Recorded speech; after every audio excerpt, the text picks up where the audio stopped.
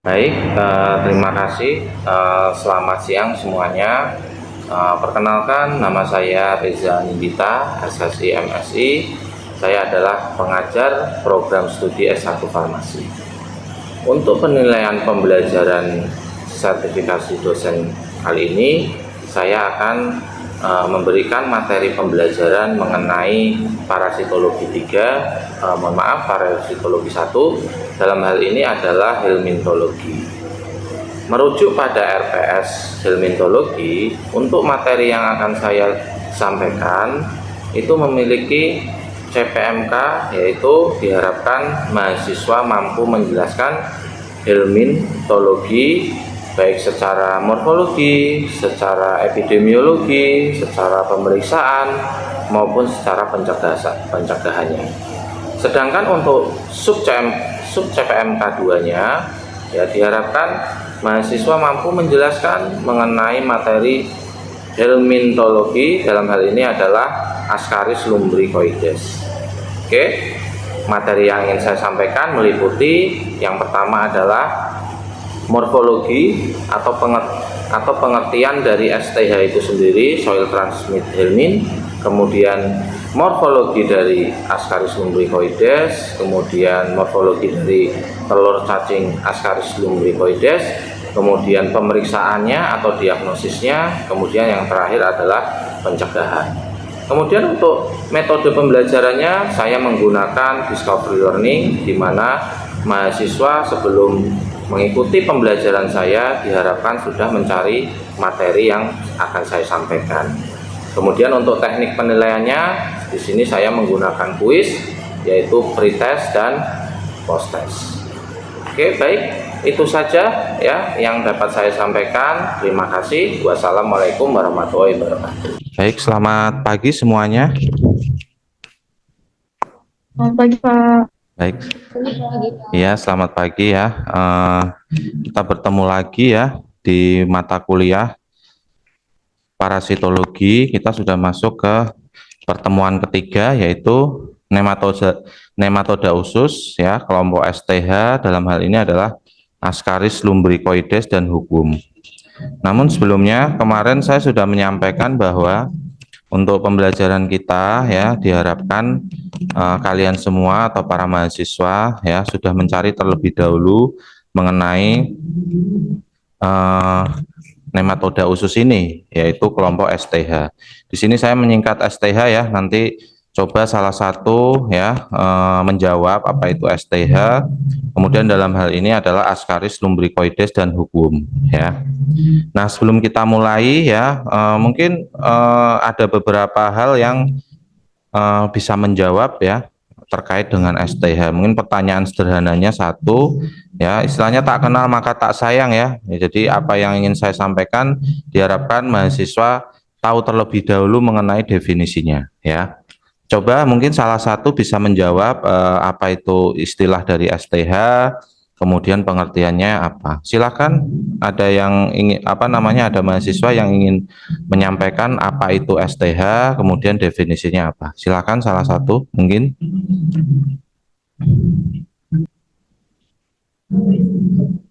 Mungkin bisa. Izin Oh, menjawab, Bapak. ya mungkin bisa disebutkan namanya ya. Oh iya, selamat pagi, Pak. Perkenalkan, saya Fasya Gina. Izin menjawab yang saya tahu tentang STH itu singkatan dari Soil Transmitted Helmin. Jadi, eh, soil transmitted helmin itu adalah golongan cacing yang memerlukan tanah pada proses perkembangannya. Sekian. Oke, baik, terima kasih untuk Gina. Mungkin ada yang bisa menambahkan yang lainnya, mungkin contoh dari STH. Silahkan, apa saja yang mungkin banyak di Indonesia. Silahkan, ada yang ingin menambahkan dua nama spesies yang akan kita bahas hari ini. Silahkan. Izin menjawab, Pak. Yes. Perkenalkan, nama saya Lolita Puromocati. Untuk jenis cacing spesiesnya yang membutuhkan tanah itu contohnya ada Askaris dan Hukum, Pak. Oh gitu. Kalau untuk Lolita sendiri dari yang sudah dicari, kalau Ascaris lumbricoides ini nama bahasa Indonesianya apa ya Lolita? Izin menjawab, Pak. Untuk Askaris, nama lainnya atau nama Indonesianya itu cacing. Iya, benar ya. Jadi untuk tadi yang sudah dijawab yaitu STH itu kita singkat sebagai soil transmit helminth. Artinya cacing parasit ya, parasit medis ya, tentunya ya, yang dia membutuhkan media tanah untuk perkembangan embrionya sehingga bisa menjadi dewasa. Terus kemudian tadi sudah benar disebutkan oleh Lolita bahwa dua contoh cacing STH yang banyak ditemukan di Indonesia yaitu Ascaris lumbricoides atau cacing perut, kemudian hugum atau cacing tambang. Baik, terima kasih ya untuk partisipasinya. Nah, sekarang kita akan coba masuk ke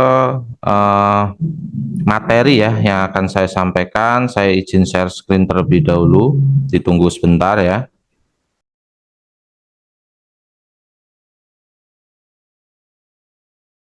Baik, apakah sudah terlihat? Kalau di tampilan kalian lebih ke full atau setengah aja ini? Izin Bapak untuk tampilannya sudah full, Pak. Oh, udah full, baik ya. Baik, saya lanjut saya mulai aja ya. Ini kita masuk ke pertemuan 3 seperti tadi yang disampaikan teman kalian ya. Jadi di pertemuan 3 ini kita akan membahas mengenai nematoda usus yaitu kelompok STH yaitu Ascaris lumbricoides, kemudian dan hugum ya. Nah, ini adalah capaian pembelajaran kita, artinya ya kalian nanti harus mampu menjelaskan mengenai pembagian dan macam nematoda usus. Sebenarnya kemarin sudah kita sampaikan ya. Cuman ini kita spesifik di STH-nya ya, STH yang menyebabkan penyakit infeksi pada manusia. Oke, kita lanjut ya ke deskripsi mata kuliah. Ini saya ulangi lagi ya, nanti morfologi, siklus hidup, kemudian sampai pada akhirnya pencegahan yang disebabkan oleh Ascaris dan hugum, kalian harus tahu. Untuk metode pembelajarannya adalah discovery learning ya, artinya sebelum pembelajaran diharapkan kalian semua sudah mencari materi yang nanti akan saya sampaikan. Nah, untuk penilaiannya adalah kuis 10%, jangan lupa ya, kemudian lisan, jadi tadi yang menjawab ya atau berpartisipasi aktif itu akan mendapatkan nilai dari saya. Untuk kuis ya nanti ya bentuknya adalah pilihan ganda yang akan saya share di Adlink sebagai media pembelajaran kita ya. Nah, kita pendahuluan sebentar ya. Nah, ini tadi mereview sebentar apa yang tadi sudah dijawab oleh teman kalian. Apa itu STH? Ya, kita harus tahu dulu singkatannya. STH kita sebut sebagai soil transmit helminth. Artinya ini adalah contoh ya cacing ya tergolong dari nematoda usus yang ditularkan melalui tanah ya. Nah, kalau misalnya tidak ada tanah dia nggak bisa. Kenapa? Karena dia harus membutuhkan tanah untuk ya mengubah atau mengkonversi fase non infektif menjadi infektif ya. Infektif itu artinya berarti dia bisa menyerang manusia akhirnya. Ini contoh spesiesnya ya, dari Ascaris sama Trichostrongylus ya. Nah, di antara semua ini ya ada dua cacing yang umum atau yang biasa kita temukan di Indonesia yaitu Ascaris lumbricoides dan hugum. Nah, hugum ini spesiesnya ada dua yaitu Necator americanus sama Ankleostoma duodena. Nah, ini akan menjadi pembahasan kita hari ini.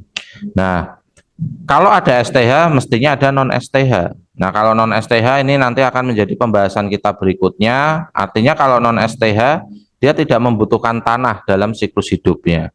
Ya, contohnya ada ini yang kita sebut sebagai cacing kremi ya, Enterobius vermicularis, Trichinella spiralis dan lain sebagainya. Tapi nanti fokusnya di sini. Ya, mungkin nanti bagi mahasiswa bisa menyimak dari PowerPoint yang akan saya sampaikan sehingga nanti di akhir perkuliahan hari ini Setelah saya kesimpulan nanti bisa mengajukan tanya jawab ya, gitu. Baik, kita mulai dari yang pertama yaitu morfologi umum dari nematoda ya. Dalam hal ini kita ambil contohnya adalah Ascaris. Nah, mungkin gini ya, yang saya merahin ini menjadi kata kuncinya sehingga kalian nanti mudah untuk belajar ya. Nah, sedangkan untuk gambar, karena tadi kompetensinya adalah diharapkan kalian mampu memahami morfologi. Nah, kalau kita belajar morfologi nggak ada gambarnya, nanti kalian nggak punya bayangan sebenarnya cacing ini bentuknya seperti apa sih ketika didokumentasi dengan perbesaran yang paling besar. Nah, ini morfologi umumnya male dan female ya. Ini kebetulan PowerPoint-nya saya ambilkan dari Google ya, tapi memang untuk sumbernya ini belum saya cantumkan. Sehingga di sini saya akan menjelaskan perbedaannya sederhana sebenarnya. Kalau ada yang berbentuk seperti hooks atau kait, itu berarti yang laki-laki. Sedangkan yang lurus tumpul itu adalah yang kita jangan nyebutnya laki-laki ya, mohon maaf, mungkin yang jantan ya, yang female, yang betina ya. Sehingga di sini jantannya itu lebih kecil daripada betina, kemudian ekornya jantan itu membengkok ke depan. Nah, ini yang saya sebut sebagai hooks. Dan dia memiliki kloaka. Kloaka itu apa? Ya, kloaka itu satu saluran itu bisa untuk 3 hal, untuk kawin, untuk pipis ya, kemudian untuk buang feses. Ya, jadi kloaka itu ya, jadi multifungsi ya di sini ya. Nah, sementara yang betina itu dia lebih besar dan lebih panjang tapi tidak memiliki kloaka. Saluran pencernaannya sudah sempurna ya, jadi sudah seperti kita ini. Bedanya dia cacing. Nah, warnanya ya sebenarnya itu bisa kuning, bisa putih, kepucat-pucatan ini mengkilat karena mengandung kutikula ya. Nah, nanti mungkin bisa dicatat. Nah, di morfologi umum ini saya harapkan kalian bisa membedakan apa sih sebenarnya perbedaan antara yang jantan dan betina. Nah, itu nanti bisa kita review ya. Yang pertama adalah ukuran yang jantan itu lebih kecil daripada betina. Kemudian kalau yang jantan itu membelok ya, posteriornya ya istilahnya, itu membelok ke depan atau bagian ekornya, bukan mulutnya ya, tapi ekornya. Ya, yang membengkok itu ekornya. Terus sistem pencernaannya sudah sempurna ya. Nah, sedangkan morfologi sendiri adalah yang sudah bisa kita lihat dengan mata secara langsung. Nah, kemudian kita masuk ke siklus hidup ya. Nah, di antara semua ini ya, intinya adalah manusia dan hewan itu sebagai hostnya. Kalau di sini ada host definitif berarti host utama. Artinya dari telur sampai dewasa dia berkembang di dalam tubuh inang tersebut. Itu pengertian dari host definitif ya. Nah, kalau larvanya itu tidak berkembang menjadi dewasa, melainkan hanya mengembara ya di organ-organ dalam seperti kulit, maka disebut larva migran. Nah, nanti hostnya kita sebut sebagai host paratenik ya. Yang betina ini ovipar ya, tetapi kadang-kadang ada yang ovovivipar ya. Ovipar itu artinya bertelur, kalau ovovivipar itu bertelur dan beranak ya. Tuh. Nah, kita lihat perjalanan larva sebelum dewasa sampai habitatnya ya. Ini melalui 2 cara ya. Yang pertama kita fokusnya di Ascaris saja ya. Dia bisa bermigrasi ke paru-paru, kemudian melalui aliran darah sebelum menjadi dewasa di usus. Jadi ini unik ya. Jadi Ascaris dan hubum itu dia ke paru-paru dulu ya. Makanya kalau misalnya pasiennya itu terinfeksi dengan status berat ya, itu pasti paru-parunya juga bermasalah. Biasanya seperti itu. Sebelum akhirnya ke usus ya gitu. Nah, dari siklus hidup ini intinya satu ya, untuk Ascaris dan hubum ya, sebelum sampai ke usus dia harus ke paru-paru dulu. Ingat ya, dia melalui aliran darah tapi nanti pemeriksaannya tidak di darah, tetap di usus ya. Nah, sedangkan host definitifnya adalah manusia dan hewan. Tapi dalam hal ini adalah manusia ya. Kita fokus di manusia. Nah, cara infeksinya ya, ada yang langsung ditelan, jadi telurnya langsung tertelan. Ada juga yang menembus kulit, ya, ada yang transplasental, itu berarti ibu hamil, ya, melalui plasenta ibu hamil, jadi anaknya juga bisa kena ini, ya. Kemudian ada juga transmamari, ya, jadi menyusui. kemudian autoinfeksi ya. Autoinfeksi dari manusia ke manusia lagi ya. Tuh. Nah, diagnosisnya kita lihat ya macam-macam memang ya. Cuman kalau untuk TLM kompetensinya adalah menemukan telur di feses. Sebenarnya nanti ada satu lagi yaitu di vektor. Cuman hari ini kita fokusnya di feses dulu ya. Itu untuk diagnosisnya. Nah, kita langsung masuk ke Ascaris lumbricoides ya. Ini memang nama latinnya agak susah ya kalau belum familiar. Tapi kalau sudah familiar mestinya lebih mudah ya. Yaitu Ascaris lumbricoides atau kita sebut sebagai cacing perut. Dan nanti kalau kalian download jurnal, ini kadang-kadang munculnya adalah giant intestinal roundworm ya. Nah, ini habitatnya di usus halus. Kenapa seperti itu? Karena ini adalah cacing nematoda paling besar ya. Infeksinya pokoknya kalau infeksi ditambahi sisis saja ya, askariasis ya. Tadi sudah saya sampaikan ya, manusia sebagai host definitif. Nah, meskipun secara teori tidak ada host perantara, tapi dalam kenyataannya lalat itu bisa menjadi host perantara atau vektor mekaniknya ya. Distribusi geografisnya ini kosmopolit ya. Kosmopolit artinya tersebar di mana-mana. Tapi infeksi tertinggi adalah di daerah-daerah tropis ya, gitu.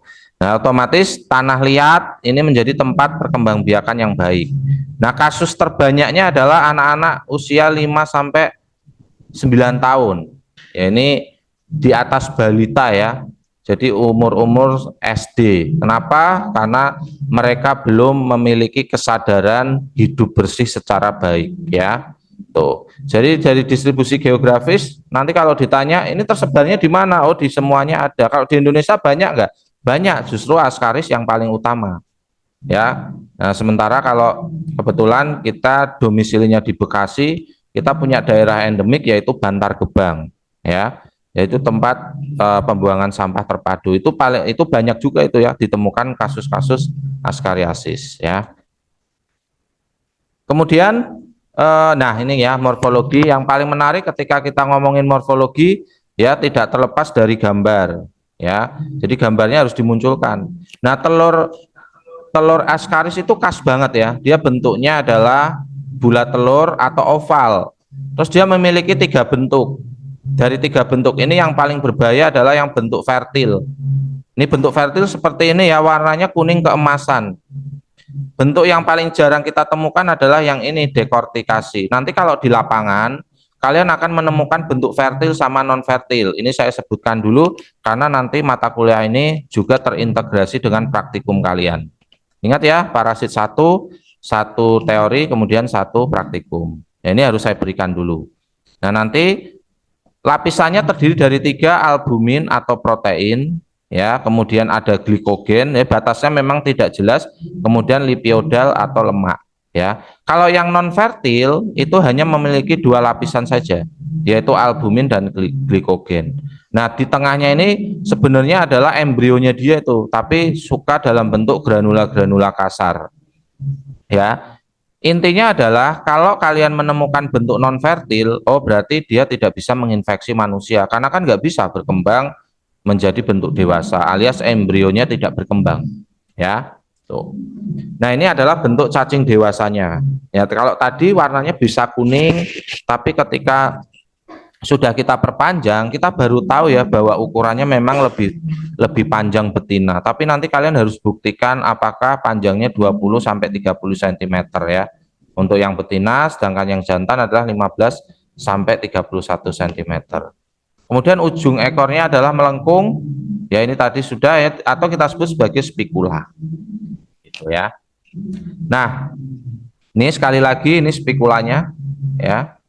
Ini yang betina, ini yang jantan, ini yang betina. Ingat ya, yang melengkung adalah bagian posteriornya, bukan anteriornya. Posterior itu belakang atau ekor, anterior itu depan atau mulut. Ya, ini adalah siklus hidupnya, ya, siklus hidupnya, ya, mulai dari ini telur yang fertilnya, telur fertil, dia harus ada di tanah. Nih, maka kita sebut sebagai STH selama kurang lebih 3 minggu. Kalau sudah 3 minggu, kemudian dia nempel di lalat, habis lalat ke makanan, kemudian masuk, ya teringested, ingesti ya, ingesti aja ya bacanya. Teringesti atau termakan ya, itu berarti dia akan berubah menjadi larva di usus. Nah, ingat ya, harus ada embrio, harus ada larva di tengahnya telurnya, baru bisa dia berkembang. Nah, nanti kemudian sampailah dia di sirkulasi darah yang saya sebutkan tadi ya, kemudian di paru-paru, masuk ke saluran pernafasan, kemudian akhirnya ke saluran pencernaan, dia berubah menjadi dewasa. Kawin, kemudian fesesnya telurnya kita temukan di feses. Telurnya ada dua jenis, ada yang fertil, ada yang tidak fertil, gitu ya. Jadi nanti yang fertil yang akan berubah menjadi telur yang berembrio. Ya, tapi yang tidak fertil dia tetap di tanah dan tidak berkembang. Kalau sampai mungkin pertanyaannya kalau sampai teringesti atau termakan oleh manusia, bagaimana Pak? Ya dia tidak masalah. Yang namanya telur tidak fertil masuk ke dalam tubuh manusia berarti tidak menimbulkan infeksi, ya, gitu. Diagnosisnya ya, kalau misalnya berat bisa langsung namanya direct wet smear ya, atau pembuatan sediaan basah apusan feses langsung ya, atau menemukan langsung cacing dewasa yang keluar dari anus, mulut. Tapi kalau di Indonesia ada memang ya ditemukan, cuman jarang ya. Atau kalau sudah parah banget bisa menggunakan model aspirat. Nah, di antara tiga ini kita yang pertama aja nih ya, dengan menggunakan apusan feses ya, gitu. Oke, itu terkait dengan askaris ya. Kita langsung ke upaya pencegahan ya. Jadi kalau upaya pencegahan itu mudah, tapi sebenarnya susah untuk dilakukan. Yang pertama adalah ya otomatis buang air besar tidak di sembarang tempat. Yang kedua adalah mencuci tangan sebelum makan. Ya, ini PHBS, terkait dengan PHBS. Memasak makanan, sayuran dan air dengan ini bukan dan ya, dengan air yang baik ya. Membiasakan diri memakai sepatu terutama atau sandal ya. Intinya alas kaki ya, terutama saat bekerja di kebun atau pertambangan. Begitu ya. Karena mungkin waktunya sudah habis ya. Jadi hari ini mungkin kita bahas terlebih dahulu mengenai Ascaris lumbricoides ya. Mungkin sebelum saya tutup, saya coba mensimpulkan ya, terkait dengan morfologi yang harus kalian perhatikan adalah cacing jantan itu lebih kecil daripada betina. Ya, ingat ya, kalau bentuk dewasanya itu berarti yang jantan itu dia posteriornya membentuk spike ya, atau lengkungan ke arah depan, sedangkan yang betinanya tidak. Kemudian terkait dengan siklus hidupnya ya, dia akan ketika ketika telur berembrio ya, itu sudah sampai ke mulut, dia akan masuk ke paru-paru, kemudian aliran darah, kemudian saluran pernafasan, baru saluran pencernaan ya. Nah, sedangkan untuk telurnya ya, itu nanti kita bagi menjadi tiga, ada telur fertil, dekortikasi, kemudian baru telur yang non fertil. Nah, untuk pencegahannya kalian bisa membacanya, intinya PHBS-nya nanti diterapkan. Itu ya. Baik, silakan yang ada yang ingin ditanyakan, kita buka sesi tanya jawab hari ini. Silakan. Mungkin selain Fasya, Algina sama Lolita ya, mungkin yang lainnya ada yang ingin ditanyakan, silakan, terkait dengan apa yang sudah saya sampaikan. Silakan.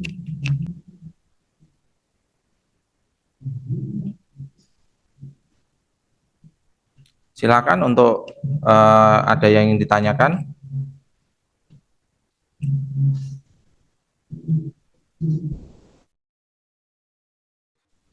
Izin bertanya Bapak. Oh, silakan Irfan ya, silakan bertanya.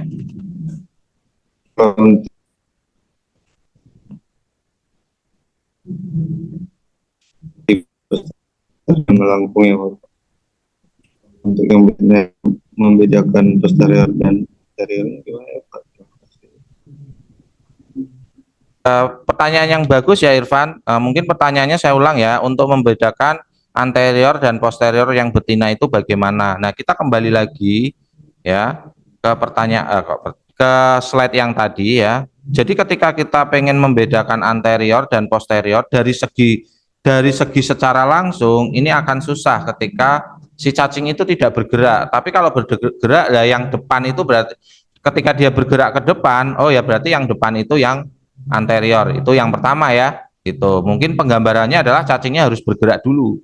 Tapi kalau tidak bergerak bagaimana? Nah, inilah tugas kita, yaitu tugas teknologi laboratorium medis ya.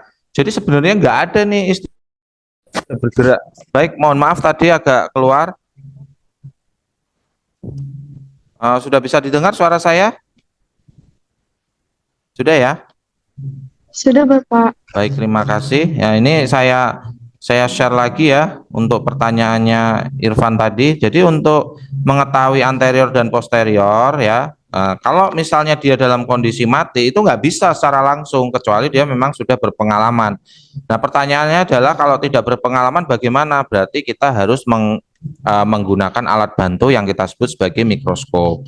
Berarti kalau orang biasa nggak bisa ya Pak, nggak bisa gitu. Mana ada yang mau meneliti seperti ini gitu kan? Berternak seperti ini juga nggak mau ya. Ini tuh adalah cacing yang merugikan di bidang kesehatan sehingga kita harus tahu secara morfologi atau anatominya. Jadi nanti di bagian sini nanti kita lihat mulutnya di bagian mana, kemudian di bagian ini juga kita lihat dengan menggunakan mikroskop ekornya bagian mana. Nah, untuk bisa tahu berarti harus tahu yang ininya. Nah, seperti ini ya, penggambaran dari mulut sama ekornya. Ya, gitu. Karena kalau mulutnya nanti akan kelihatan tuh ya. Mulutnya akan kelihatan tuh ya. Sedangkan untuk ekornya akan kelihatan ketika apa namanya dilihat dengan menggunakan mikroskop. Jadi dari pertanyaannya Irfan, bagaimana cara membedakan untuk kita ya sebagai seorang TLM, maka dokumen ya. Oh, nggak usah di. Oke, baik, terima kasih ya karena waktunya sudah habis ya. Terima kasih untuk partisipasinya semua mahasiswa ya. Untuk materi berikutnya nanti kita masuk ke hukum ya. Tadinya kita pengen hukum tapi karena waktunya terbatas sehingga tidak bisa. Terima kasih juga untuk sesi tanya jawabnya. Diharapkan bagi yang belum berpartisipasi aktif itu nanti bisa aktif di perkuliahan berikutnya. Mungkin itu saja dari saya ya. Selamat pagi semuanya. Terima kasih. Selamat pagi, terima kasih, Pak. Sama-sama. Saya izin untuk live Zoom ya.